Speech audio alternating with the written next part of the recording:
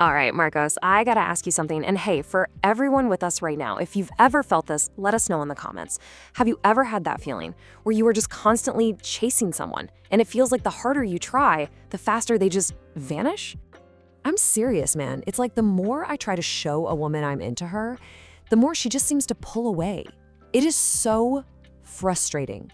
I get it, I really do. But here's the thing, Leo, and it's a huge shift in thinking. The problem isn't that you're interested.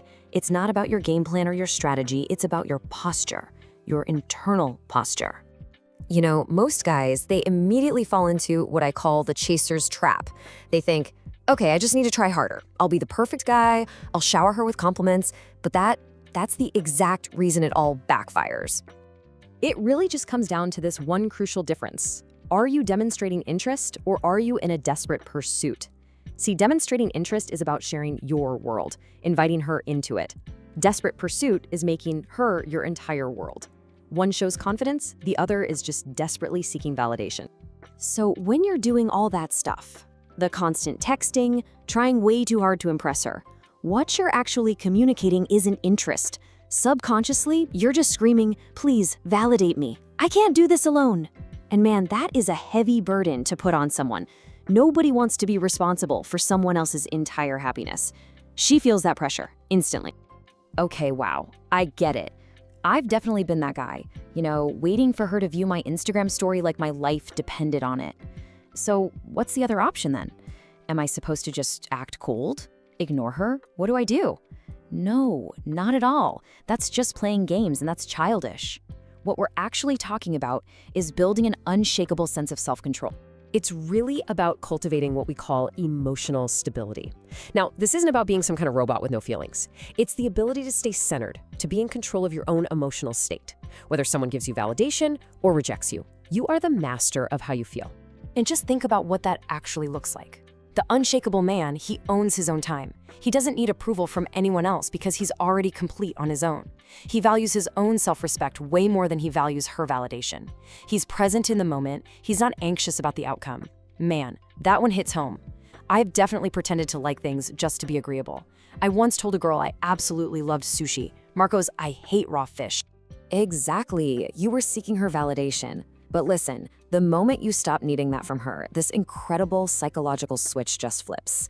You stop being the hunter, and you become the prize. You become this unshakable rock in the middle of a storm. And believe me, people are naturally, deeply drawn to that kind of stability. All right, okay, the theory is clicking for me now, but how does this actually translate into the real world? Like, what about on an actual date? How do you apply all this stuff without just coming across as a jerk? It's all in the small details, right on the date itself. Just 3 simple things. First, just be present. You have to shut down that little voice in your head that's always asking, does she like me? What should I say next? And just be there with her. Second, listen with real intent. Instead of complimenting her looks, which, let's be honest, she's heard 100 times, compliment her mind. Compliment the way she thinks. That's how you create a real connection. And third, occupy your space. Relax your shoulders, use slow, calm body language. The person who's rushing and fidgeting is always the one who's nervous. And then, the big one, the text after the date. The desperate guy, he's texting her the second he gets in the car. You cannot do that. You kill all the mystery, all the tension. The unshakable man, he waits, maybe till the next day. And as you can see, her curiosity level just skyrockets when you give things space to breathe. You have to let her wonder about you. Curiosity is the absolute best friend of attraction. And look, I think we've all been that guy, right? Anxiously staring at our phone, just waiting for a text back. If any of this is hitting home for you, do us a favor and hit that like button. We've all been there, and it's all about helping each other move past these common traps. Okay, so let's get into what I think is the final test. The 2 things that can absolutely shatter a guy's confidence in a split second: dealing with rejection and the ghost of the ex-boyfriend. Yeah, that one. That one gets me every time. She brings up her ex, and my mind just immediately goes into this crazy comparison mode. How are you even supposed to react to that? Right, so the insecure guy either starts trash-talking the ex, or he starts asking a million insecure questions. The unshakable man does not compete with a ghost. You just calmly, and with a little smile, say something like, sounds like that was an important phase for you, but we're here now, right? And then you just change the subject. It shows an insane level of security. It's magnetic. And it's the exact same mindset with direct rejection. If she says no or she just ghosts you, the boy gets angry or begs for an explanation. The man accepts it. Your self-worth is not based on her yes or no. A woman is in your life to add to it, not to complete it. And if she decides to leave, truly the loss is hers, because you know your own value.